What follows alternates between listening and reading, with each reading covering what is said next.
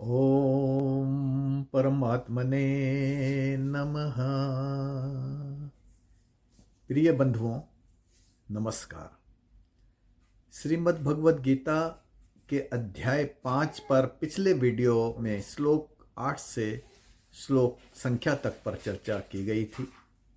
सांख्य योग और कर्म योग की सूक्ष्म अवधारणाओं को भगवान श्री कृष्ण द्वारा प्रकट किया गया था। आगे के श्लोकों संख्या 17 से 22 तक में भगवान ज्ञान की महिमा को और अधिक स्पष्ट कर रहे हैं।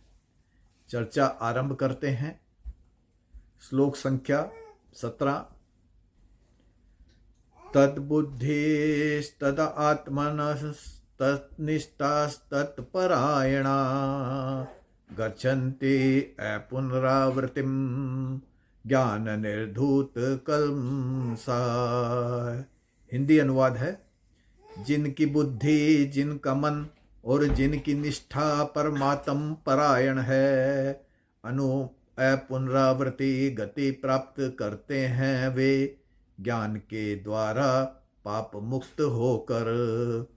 भगवान कहते हैं कि जिन मनुष्यों की बुद्धि, मन और निष्ठा परमात्म परायण होती है, वे ज्ञान के द्वारा पाप मुक्त होकर अपुनरावृत्ति गति को प्राप्त कर लेते हैं।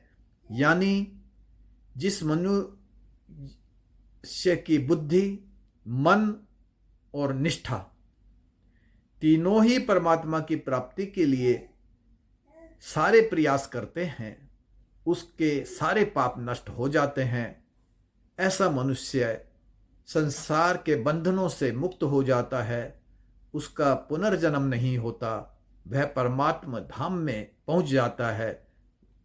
लेकिन यह आवश्यक है कि साधक की निष्ठा यानी उसका पूर्ण विश्वास हो कि भगवान है और भगवान की प्राप्ति उसके द्वारा की जा सकती है, तथा उसके मन और बुद्धि की सभी क्रियाएं तन्मय होकर केवल और केवल भगवान की प्राप्ति के लिए ही हो रही हो।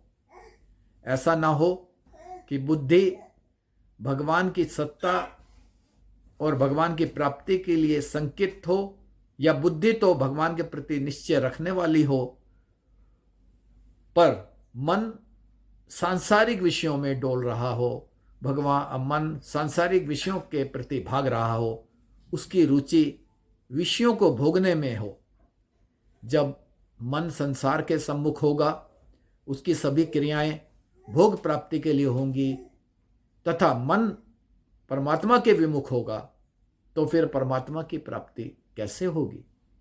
भगवान को पाने के लिए भगवान के सम्मुख होना ही पड़ेगा।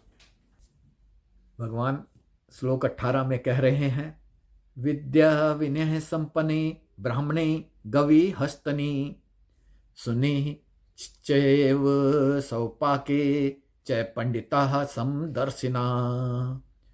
हिंदी अनुवाद है, विद्या और विनय संपन्न ब्राह्मण में, गाय या हाथी में, कुत्ते और चंडाल में भी समता देखने वाले पंडित होते हैं। इस श्लोक में पंडित सबसे तात्पर्य तत्वज्ञानी पुरुष से है। भगवान कह रहे हैं कि तत्वज्ञानी उच्च कोटि का ब्राह्मण, यानी जो विद्या और विनय से संपन्न होता है, उसमें गाय या हाथी में तथा कुत्तों में, जानवरों में तथा मनुष्यों में जो निष्कृष्ट कहा जाते हैं, चंडाल, ऐसे व्यक्तियों में भी और जीवों में कोई भेद नहीं करते हैं, सबको एक समान समझते हैं और सब में परमात्मा का ही दर्शन करते हैं। ऐसे मनुष्य ही पंडित कहलाते हैं, वो तत्वज्ञानी कहलाते हैं। श्लोक 19 में भगवान कहते हैं, ही एव ते अर्जिता सर्गो ये साम साम्ये स्थितं मना निर्दोषम ही समम ब्रह्म तस्मात् ब्रह्मणि ते स्थिता। हिंदी अनुवाद है, इस जीवन में ही जीत लेते हैं संसार, जिसका मन समता में स्थित हो जाता है। निर्दोष क्योंकि ब्रह्म के समान होता है, इसलिए वे ब्रह्म में ही स्थित रहते हैं। भगवान कह रहे हैं, जिसका मन द्वंद्व रहित होकर समता को प्राप्त हो जाता है, समता में स्थित हो जाता है, वह संसार को जीत लेता है, यानी संसार के बंधनों से मुक्त हो जाता है। उसे पुनः संसार में नहीं आना पड़ता, वह जन्म मृत्यु के चक्कर से बाहर निकल जाता है। द्वंद्व रहित होकर वह दोष रहित हो जाता है। उसमें किसी तरह का कोई पाप या दोष नहीं रह जाता है, कोई दोष उसमें नहीं रहता, क्योंकि केवल परमात्मा ही पूर्ण रूप से दोष रहित होते हैं। इसलिए दोष रहित व्यक्ति भी ब्रह्म के समान ही होता है। इसलिए दोष रहित व्यक्ति सदैव ब्रह्म में ही स्थित रहते हैं, वे ब्रह्म स्वरूप हो जाते हैं।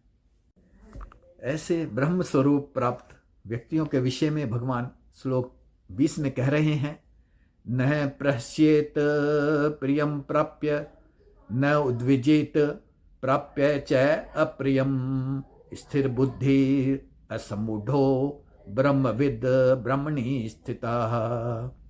हिंदी अनुवाद है, होता नहीं प्रसन्न प्रिय को प्राप्त कर और नहीं उद्विग्न अप्रिय को प्राप्त कर। स्थिर बुद्धि से मूढ़ता त्याग कर जानकर ब्रह्म को ब्रह्म में स्थित रहता है। भगवान कह रहे हैं कि तत्वज्ञानी पुरुष हमेशा समता में रहता है। वह प्रिय वस्तु या अप्रिय वस्तु में कोई भेद नहीं रखता है।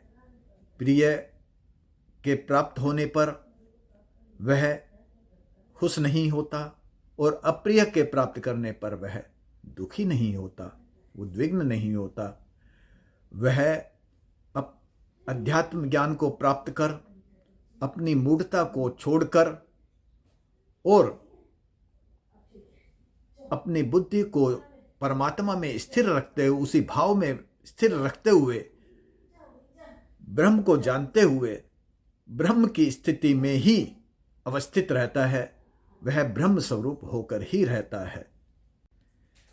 श्लोक 21 में भगवान कह रहे हैं, बाह्य स्पर्शेषु असक्त आत्मा विद्यत आत्मनि यत सुखम स ब्रह्म योग युक्त आत्मा सूक्ष्म अक्षम अश्नुते।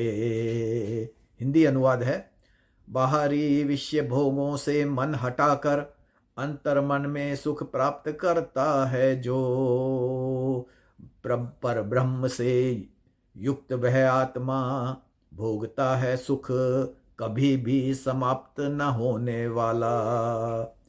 इस श्लोक में भगवान श्री कृष्ण तत्वज्ञानी के अंतःकरण में प्राप्त सुख के बारे में बता रहे हैं। जो व्यक्ति सांसारिक भोगों को भोगने में सुख पाता है, उसका यह सुख क्षणिक, अस्थायी और नाशवान होता है। किंतु ऐसा व्यक्ति जिसका मन संसार के बाहरी विषयों से विरक्त हो गया है, उसकी आत्मा पर ब्रह्म से युक्त होने के कारण अपने अंतर मन में हमेशा ही सुख का अनुभव करता रहता है। वह अक्षय सुख की प्राप्ति करता है। ऐसा सुख जो कभी भी समाप्त नहीं होता, वह उसे भोगता रहता है। सांसारिक भोग मनुष्य के जीवन में किस प्रकार परिणाम लाते हैं, किस तरह से प्रभावित करते हैं, इस विषय में भगवान श्लोक 22 में कह रहे हैं, ये ही संस्पर्शजा भोगा दुख योन्य एवते आदि अंतवंतः कौन्तेय नातेषु रमते बुध। हिंदी अनुवाद है, क्योंकि इंद्रियों और विषयों के संयोग से पैदा ये भोग ही दुख के कारण हैं। शुरू से आखिर तक कौन्तेय बुद्धिमान पुरुष उनमें अपना मन नहीं लगाते। जीव का शरीर मन इंद्रियों के द्वारा सांसारिक विषयों के संसर्ग में आकर भोग अपनी सुख प्राप्ति के लिए करता है। वह प्रयास करता है इन्हें भोगने की, ताकि उसे सुख प्राप्त हो सके। वह इस क्रिया में सफल भी होता है और असफल भी होता है। सफल होता है तो वह सुख पाता है और असफल होता है तो वह दुखी हो जाता है। भोगों से मिलने वाले ये सुख और दुख अस्थाई, कुछ समय ही रहने वाले होते हैं, क्षणिक होते हैं और अंततः नष्ट हो जाते हैं। और इस कारण जो सुख उन्हें मिल रहा था, जब वह नहीं मिलता है तो वे अंततः दुखी होते हैं। इस प्रकार के भोग इस कारण अंततः आखिर में दुख ही देते हैं। इस श्लोक में भगवान श्री कृष्ण अर्जुन को यही बता रहे हैं कि सांसारिक भोग वास्तव में अंततः दुख के ही कारण हैं। इसलिए यह जानकर ज्ञानी लोग, बुद्धिमान पुरुष इन भोगों में अपना मन बिल्कुल भी नहीं लगाते हैं। वे इन सांसारिक भोगों से सदैव दूर रहते हैं। आज की चर्चा को यहीं विराम देते हैं। फिर मिलेंगे अध्याय 5 के चौथे और अंतिम वीडियो को लेकर। अनुरोध है उन बंधुओं से जिन्होंने अभी तक इस चैनल को सब्सक्राइब नहीं किया है, कृपया वीडियो के अंत में दर्शाए जा रहे चैनल के चिन्ह, लोगो जो सालासर बालाजी के मुखार विंद के रूप में है, को प्रेस करके या फिर वीडियो के नीचे दिखाई जा रहे सब्सक्राइब बटन और घंटी के निशान को टच करके चैनल को सब्सक्राइब कर दीजिएगा। आपका बहुत बहुत धन्यवाद। नमस्कार। फिर मिलेंगे।